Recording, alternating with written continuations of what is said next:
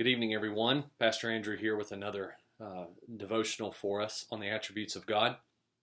Um, I want to talk to you about God's omnipresence tonight, and that's a big word. It just means that He's everywhere, at all times, in all places, in all ways. Um, I'm a parent, as many of you know, to two small girls, a 7-year-old, almost 7-year-old, and a 3-year-old. And it's fun, sometimes annoying, playing hide and seek with them, and it's different as they change from small children to older children.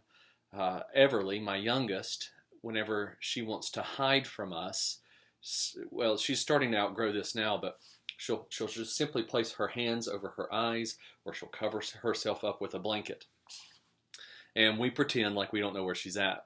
And then when she removes her hands from her eyes, then we act surprised. And she thinks that she's hiding from us. My older daughter, Leah, is a little bit more sophisticated. So she will run into a room, and there she will hide in what she thinks is a hard to find place. But usually I'm pretending to not know where she is, and then oh, here she is right in front of me the whole time. And I act like it was a big surprise and she was really hard to find. She too is starting to outgrow that, and she's starting to learn better ways to hide. And so as we obviously get older, we learn how to do that better. As we become adults, we don't like playing hide and seek anymore, but we do try to hide. We hide all sorts of things about ourselves from one another, and we pretend like we can in fact hide from God.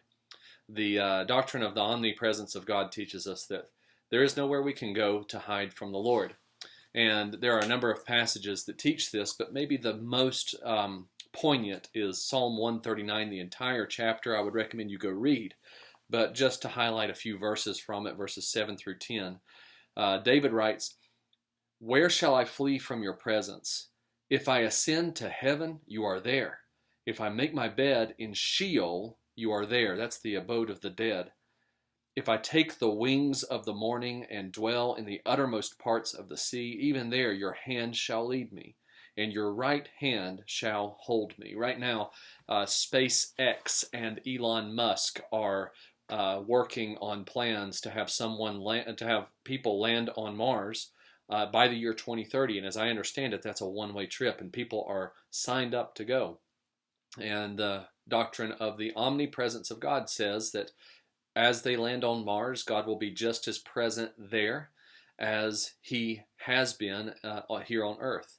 God is in all places at all times. And that's hard for us to comprehend, but you could compare it to water in a sponge. The sponge is separate from the water, but the water permeates and fills every pore of that sponge, so that the sponge is, or the water is, at all places, at all times in the sponge. That's how God is to the created world. There is nowhere we can go from His presence. No physical location and no internal location. Herman Bavinck, in his The Doctrine of God, put it this way, and very helpful terms. He says, "When you wish to do something evil, you retire from the public into your house where no enemy may see you. From those places of your house which are open and visible to the eyes of men, you remove yourself into your room. Even in your room, you fear some witness from another quarter. You retire into your heart. There you meditate. He is more inward than your heart." And so the point being, there's nowhere we can flee from God's presence.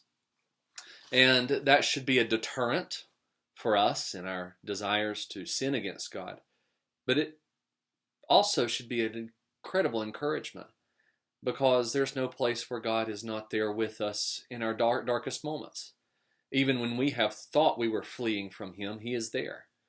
And in but a moment, we can be reconciled to Him. There is no distance we have to tread to come back to Him. For the moment we turn, we will find that He has already been there with us in the midst of it. In our loneliest moments, when we feel that we are utterly abandoned, God is there. Whether we feel Him or not, He is there with us.